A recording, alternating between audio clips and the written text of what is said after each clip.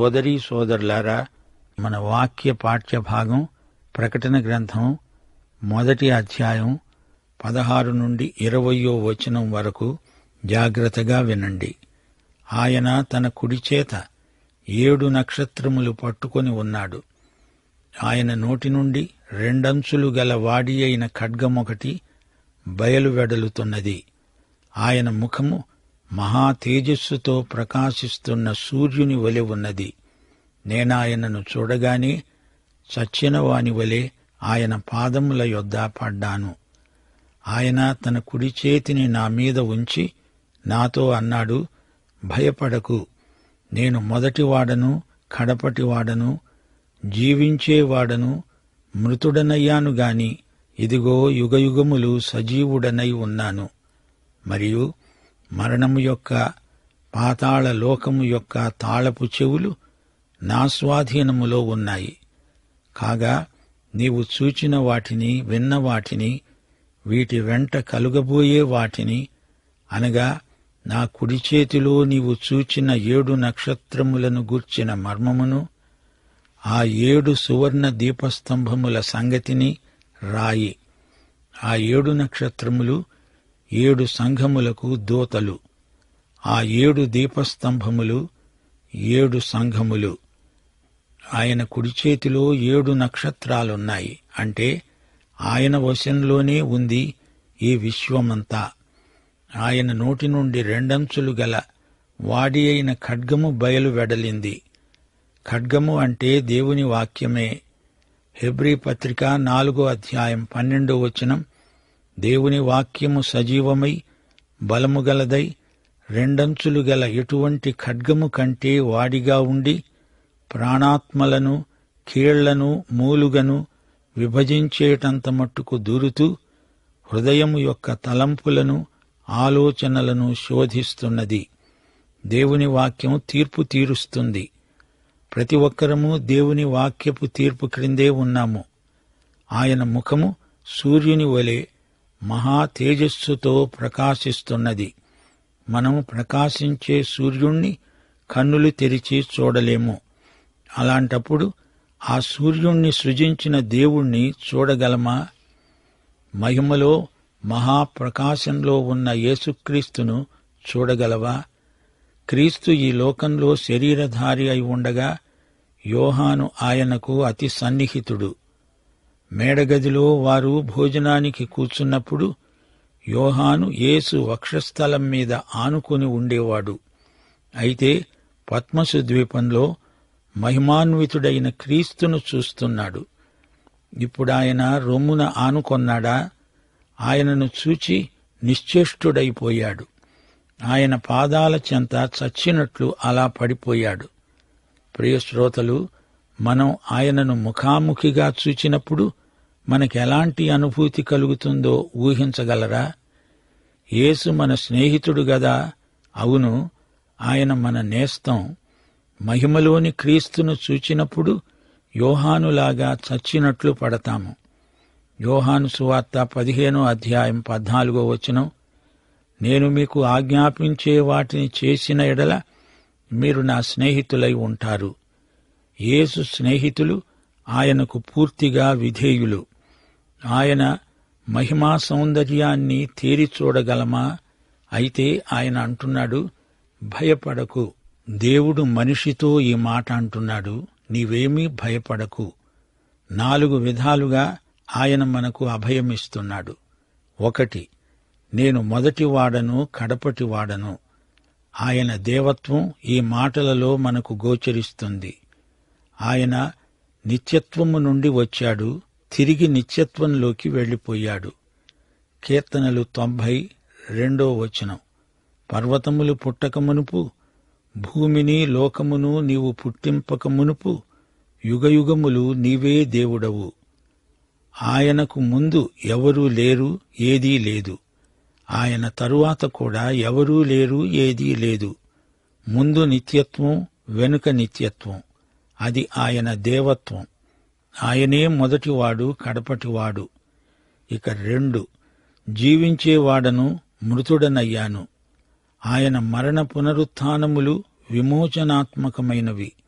యేసు మరణ పునరుత్థానములు నాకు నేరభావన నుండి పూర్తి విడుదలనిచ్చాయి. ఇక నన్నెవ్వరూ పాపి అనలేరు. అంతే. రోమాపత్రిక 8వ అధ్యాయం 34వ వచనం, శిక్ష విధించేవాడెవడు? చనిపోయిన క్రీస్తు యేసే. అంతేకాదు, మృతులలో నుండి లేచినవాడు, దేవుని కుడిపార్శ్వమున ఉన్నవాడు, మన కొరకు విజ్ఞాపన చేసేవాడు ఆయనే. యేసు నా కొరకు చనిపోయి తిరిగి లేచాడు. ఆయన నా పాపం కోసమే చనిపోయి నన్ను నీతిమంతుణ్ణి చేయడానికే తిరిగి లేచాడు. ఇప్పుడు నేను పాపినా కానే కాదు, నీతిమంతుణ్ణి. ఇక భయపడడమెందుకు? ఆయన నా కోసం ఇప్పటి వరకు విజ్ఞాపన చేస్తూనే ఉన్నాడు. 3. ఇదిగో యుగయుగములు నేను సజీవుడనై ఉన్నాను. ఆయన ప్రస్తుతం నా పక్షముగా విజ్ఞాపన చేస్తున్నాడు. ఆయన తీర్పరి మాత్రమే కాదు, విజ్ఞాపనకర్త. ఇప్పుడు ఈ క్షణంలో ఆయన తండ్రి ఎదుట మన కోసం విజ్ఞాపన చేస్తున్నాడు. 4. మరణము యొక్క, పాతాళము యొక్క తాళపు చెవులు నా స్వాధీనములో ఉన్నాయి. తాళపు చెవులున్నాయంటే అది అధికారానికి సూచన. మరణించి తిరిగి లేచి మరణ పాతాళముల తాళపు చెవులు చేత చిక్కించుకున్నాడు యేసు ప్రభువు. పాతాళమంటే గ్రీకు భాషలో హేడెస్. ఈ హేడెస్ మృతుల స్థలం. సమాధి కావచ్చు, మరణానంతరం ఆత్మ వెళ్లే స్థలము కావచ్చు హేడెస్. మరణ భయం దేనికి? తాళపు చెవులు యేసు చేతిలో ఉన్నాయి. దేవునికి స్తోత్రం. శ్రోతలు వింటున్నారా? ఇప్పుడు ప్రకటన గ్రంథ కాల విభజనను గురించి చెప్పబడింది. యోహాను, నీవు చూచిన వాటిని రాయి. భూతకాలం. యోహాను యేసును చూచాడు. ఆయన యందే తన దృష్టిని కేంద్రీకరించాడు. ప్రకటన గ్రంథం క్రీస్తు కేంద్రితమైన గ్రంథం. ఆయనే కేంద్రాకర్షణ. గుర్రాలు కాదు, రౌతులు కాదు, ఉగ్రత పాత్రలు కాదు, మృగాలు కాదు. యేసు కేంద్రంలో ఉన్న గ్రంథం ప్రకటన గ్రంథం. ఇక వర్తమాన కాలం. ఉన్న వాటిని గురించి రాయి. ఏమిటా సంగతులు? సంఘమే. 2-3 అధ్యాయాలలో సంఘమును గురించి ఉన్న వాటిని రాయి. భవిష్యత్కాలం, వీటి వెంట కలుగబోయే వాటిని గురించి రాయి. 4 నుండి 22 అధ్యాయం వరకు జరగబోయేవే. సంఘం ఎత్తబడుతుంది. అప్పుడు ఇక్కడ జరగబోయే సంగతులు ఎన్నో ఉన్నాయి. అవన్నీ యోహాను చేత యేసు ప్రభువు రాయిస్తున్నాడు. ఇక 7 నక్షత్రాలు, 7 దీపస్తంభాల విషయం. మా శ్రోతలు ఈ సందర్భంలో గ్రహించాలి.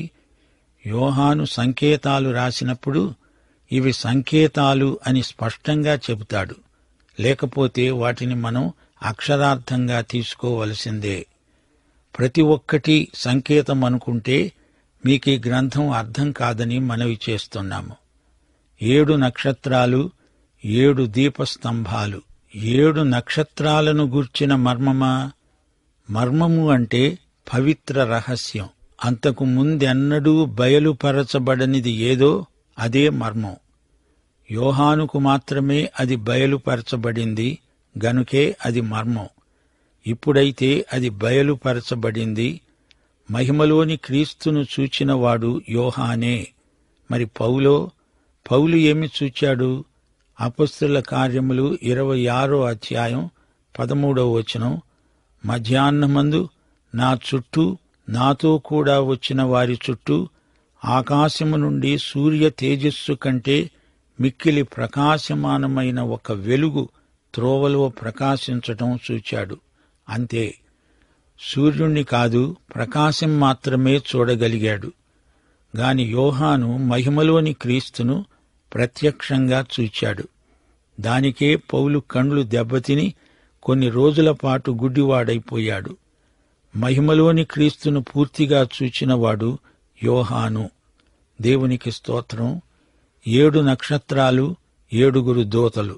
నక్షత్రం అధికారానికి సంకేతం. యూదాపత్రిక 13వ వచనంలో మార్గము తప్పి తిరిగే చుక్కలు. తప్పుడు బోధకులు దారి తప్పిన నక్షత్రాలు. దూత అంటే వార్తావహుడు.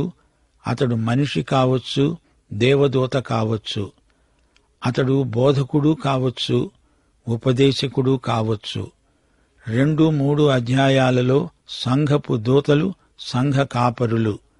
కాపరికి దూత అనే పేరు ఎంతో అర్థవంతమైనది. 7 దీపస్తంభాలు, 7 సంఘాలు. దీపాలను కలిగి ఉన్న స్తంభాలు దీపస్తంభాలు. ఆసియాలోని 7 సంఘాలు.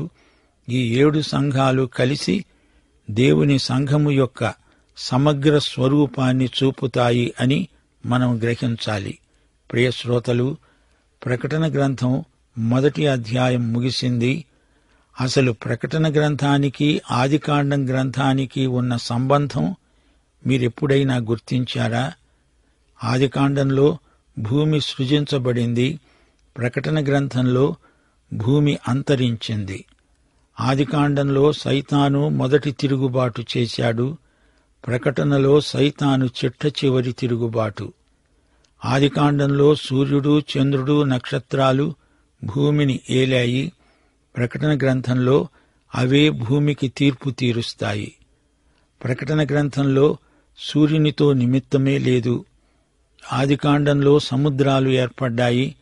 ప్రకటనలో సముద్రమే లేకుండా పోయింది. ఆదికాండంలో పాపం ప్రవేశించింది. ప్రకటనలో పాపం గతించింది. ఆదికాండంలో శాపం వచ్చింది. ప్రకటనలో శాపం తొలగిపోయింది. ఆదికాండం గ్రంథంలో మరణం ప్రవేశించింది. ప్రకటనలో మరణం పోయింది. ఆదికాండంలో దుఃఖము, శ్రమ, బాధ ప్రాప్తించాయి. ప్రకటన గ్రంథంలో దుఃఖము లేదు, కన్నీరు లేదు. ఆదికాండంలో మొదటి ఆదాము వివాహం. ప్రకటన గ్రంథంలో కడపటి ఆదాము వివాహం. ఆదికాండంలో మానవ నిర్మితమైన నగరం బబులోను. ప్రకటనలో బబులోను నాశనమైపోయింది. నూతన యెరూషలేము నిర్మించబడింది. ఆదికాండంలో సైతాను నాశనం ప్రవచించబడింది. ప్రకటనలో ఆ ప్రవచనం పూర్తిగా నెరవేరింది. ఆదికాండం 1వ అధ్యాయం 1వ వచనం, ఆదియందు దేవుడు భూమ్యాకాశములను సృజించాడు. విశ్వవ్యాప్తమైన దృశ్యం. అయితే కొత్త భూమి, కొత్త ఆకాశం ప్రకటన గ్రంథంలో కనిపిస్తాయి. ప్రకటన గ్రంథం లాంటి పుస్తకం మరొకటి లేదు. దేవునికి స్తోత్రం. 2-3 అధ్యాయాలు మీరు వచ్చే పాఠంలో వింటారు. సంఘమే ఆ 2 అధ్యాయాలలోని అంశం. సంఘానికి యజమాని యేసే. సంఘమనే మందకు యేసే ప్రధాన కాపరి. సంఘము అంటే గ్రీకు భాషలో ఎక్లెషియా అనగా లోకములో నుండి పిలువబడింది. కొలసీ పత్రిక 1వ అధ్యాయం 13వ వచనం, ఆయన మనలను అంధకార సంబంధమైన అధికారములో నుండి విడుదల చేసి తాను ప్రేమించిన తన కుమారుని యొక్క రాజ్య నివాసులనుగా చేశాడు. సంఘమనగా దేవుని రాజ్య నివాసుల సమాజం. 1 పేతురు 2వ అధ్యాయం 9వ వచనం, సంఘమంటే ఎవరనుకున్నారు? మీరు చీకటిలో నుండి ఆశ్చర్యకరమైన తన వెలుగులోనికి మిమ్ములను పిలిచిన వాని గుణాతిశయములను ప్రచురము చేసే నిమిత్తము ఏర్పరచబడిన వంశము, రాజులైన యాజక సమూహము, పరిశుద్ధ జనము, దేవుని సొత్తు అయిన ప్రజలు. ప్రభువే స్వయంగా అన్నాడు, నా సంఘమును నేను కడతాను, పాతాళ లోక ద్వారములు దాని ఎదుట నిలువలేవు. సంఘం పాడే విజయ గీతిక అపొస్తలుడైన పౌలు 1 కొరింథీ 15వ అధ్యాయం 54 నుండి 57వ వచనం వరకు రాశాడు. ఇది సంఘ విజయం. ఈ క్షయమైనది అక్షయతను ధరించుకొన్నప్పుడు, ఈ మర్త్యమైనది అమర్త్యతను ధరించుకొన్నప్పుడు విజయమందు మరణము మింగివేయబడింది అని రాయబడిన వాక్యము నెరవేరుతుంది. ఓ మరణమా, నీ విజయమెక్కడ? ఓ మరణమా, నీ ముల్లెక్కడ? మరణపు ముల్లు పాపము, పాపమునకున్న బలము ధర్మశాస్త్రమే. అయినను మన ప్రభువైన యేసుక్రీస్తు మూలముగా మనకు జయము అనుగ్రహిస్తున్న దేవునికి స్తోత్రము కలుగునుగాక. సంఘానికి క్రీస్తు శాశ్వతమైన పునాది. సంఘ జీవితంలో యేసు ప్రముఖ పాత్ర వహిస్తున్నాడు. సంఘమును గురించి, సంఘ విజయాన్ని గురించి క్రీస్తు అధిక శ్రద్ధ వహిస్తున్నాడు. సంఘ యజమాని, సంఘ శిరస్సు యేసే. సంఘ బిడ్డలు యేసుక్రీస్తుకు ఎంతో ముఖ్యులైన ప్రజలు. సంఘ విజయాన్ని గురించి యేసుక్రీస్తు మనకు హామీ ఇస్తున్నాడు. శిలువ మీద యేసు విమోచన కార్యం ముగించాడు. కాని సంఘం భూదిగంతాల వరకు సాక్షి. ఈ సంఘ కార్యక్రమం ఇంకా ముగియలేదు. సంఘ నిర్మాణం కొనసాగుతూనే ఉంది. ప్రియ శ్రోతలు, 7 సంఘాలు మొదటి అధ్యాయంలో పేర్కొనబడ్డాయి. ఎఫెసు, స్మర్ణ, Pergamum, Thyatira, Sardis, Philadelphia, Laodicea. ఈ సంఘాలకు యేసుక్రీస్తు ఉత్తరాలు రాశాడు. ఎఫెసు ప్రథమ ప్రేమను విడిచింది. స్మర్ణ శ్రమపడిన సంఘం. పెర్గెము లోకంతో రాజీపడిన సంఘం. తుయతైరా చెడుగును సహించిన సంఘం. సార్దిస్ సగం మృతమైన సంఘం. ఫిలదెల్ఫియా విధేయత గల సంఘం. లవొదికయ నిష్ప్రయోజక సంఘం. ప్రియశ్రోతలు, యోహాను సువార్త 17వ అధ్యాయంలో యేసు తన సంఘం కోసం చేసిన మహాప్రార్థన రాయబడి ఉంది. ఈ సంఘమును దేవుడు తన కుమారునికిచ్చాడు. ప్రకటన 3వ అధ్యాయం తరువాత సంఘం ఇక్కడ కనిపించదు. 4వ అధ్యాయం వరకు సంఘం 19 సార్లు పేర్కొనబడింది. 4 నుండి 20వ అధ్యాయం వరకు సంఘం ఒక్కసారి కూడా పేర్కొనబడి ఉండలేదు. సంఘం ఈ లోకంలో ఉండదు, ఎత్తబడి ఉంటుంది. ఈ 7 సంఘలేఖలు వినేటప్పుడు శ్రోతలు గమనించాల్సిన కొన్ని సూత్రాలున్నాయి. ఈ సంఘములున్న ప్రదేశాలు వాస్తవికమైనవి. యోహాను ఈ 7 సంఘాలను బాగా ఎరుగును. అప్పుడెప్పుడో ఉన్న సంఘాలైనా ఆ ప్రదేశాలను మనమిప్పుడు చూడవచ్చు. శిథిలాలైనా అవి మనతో మాట్లాడుతున్నాయా అనిపిస్తుంది. ఇవి స్థానిక సంఘాలు. ఈ సంఘములలో ప్రతిదీ ప్రత్యేకమే అయినా సందేశం అన్ని కాలాలకు వర్తిస్తుంది. ఉదాహరణకు, పెర్గెము సంఘానికి రాసిన ఉత్తరమే అయినా అది నీకు, నీ సంఘానికి కూడా వర్తిస్తుంది. పెంతెకొస్తు నుండి 2వ రాకడ వరకు, మేడగది నుండి మధ్యాకాశం వరకు సంఘటనలు క్రమంగా ఒకదాని వెంబడి ఒకటి జరుగుతాయి. ఎఫెసు అపుస్తలిక సంఘం, లవొదికయ తప్పిపోయిన సంఘం. ఈ రోజున ఈ సంఘ సమాచారాలు సంఘ చరిత్రలో భాగమైపోయాయి. ఈ ఉత్తరాలలో మొదట యేసు ప్రభువు తన మహిమను సూచించే పరిచయ వాక్కులు పలుకుతాడు. సంఘ దూతకు అనగా స్థానిక సంఘ కాపరికి ఉత్తరం రాయబడిందని చెప్పబడింది. నేను నీ క్రియలు ఎరుగుదును అంటూ ఉత్తరం మొదలవుతుంది. సంఘంలోని మంచి లక్షణాలను మెచ్చుకుంటాడు, లోపాలను గద్దిస్తాడు. అయితే స్మర్ణ, ఫిలదెల్ఫియా సంఘాలలో లోపాలేమీ లేవు గనుక అవి పేర్కొనబడలేదు. స్మర్ణ హతసాక్షి సంఘం. ఫిలదెల్ఫియా సువార్తను నమ్మకంగా ప్రకటించే సంఘం. లవొదికయలో మెచ్చుకోదగిన ఒక్క మంచి లక్షణము కనిపించదు. ఆత్మ చెప్పే మాట చెవిగలవాడు వినుగాక అని ప్రతి ఉత్తరంలోనూ ప్రభు అంటూనే ఉన్నాడు. ప్రతి సంఘానికి ప్రత్యేకంగా, వ్యక్తిగతంగా రాసిన ఉత్తరం. లేఖా సాహిత్యంలో ఇవి కళాఖండికలని చెప్పాలి. ఎఫెసు సంఘానికి యేసు ప్రభువు ఉత్తరం రాశాడు. అపొస్తలుడైన పౌలు కూడా ఎఫెసీ పత్రిక రాశాడు. ఎఫెసీ పత్రికలు 2 ఉన్నాయి. రోమారాజ్యంలో ఈ 7 స్థలాలు ఎంతో కీలకమైనవి. తూర్పు పడమరల సంగమ కేంద్రాలు. క్రీస్తుపూర్వం 2000 సంవత్సరంలో ఈ సంఘ ప్రదేశాలలో ఒక కొత్త సంస్కృతి వాడుకలోకి వచ్చింది. అది టర్కీ పడమటి తీర ప్రదేశం. హిత్తీయ సంస్కృతి ప్రభావం అక్కడి ప్రజలపై పడింది. ఈ ప్రదేశాలు అలెగ్జాండరు కాలం నాటికి బాగా అభివృద్ధి చెందాయి. అనాటోలియ గ్రీకు సంస్కృతుల సమ్మేళనమది. ఎఫెసు పట్టణ జనాభా 2 లక్షలు. అక్కడ ఒక పెద్ద బహిరంగ నాటకశాల ఉంది. 2000 మంది కూర్చునే వసతి ఉంది. తెల్లటి చలువరాతి భవనాలున్నాయి. అన్య దేవాలయాలు ఎక్కువగా ఉన్న ఆ పట్టణం సువార్తతో నింపబడడం గొప్ప విశేషం. అపొస్తలుల కార్యములు 19వ అధ్యాయం 10వ వచనం, యూదులేమి గ్రీసు దేశస్థులేమి ఆసియలో కాపురమున్న వారందరూ ప్రభువు వాక్యం విన్నారు. ప్రభు అయిన యేసుక్రీస్తు వారి కృప, తండ్రి అయిన దేవుని ప్రేమ, పరిశుద్ధాత్మ యొక్క అన్యోన్య సహవాసము మనకందరికీ నిత్యత్వము పర్యంతము తోడై ఉండునుగాక.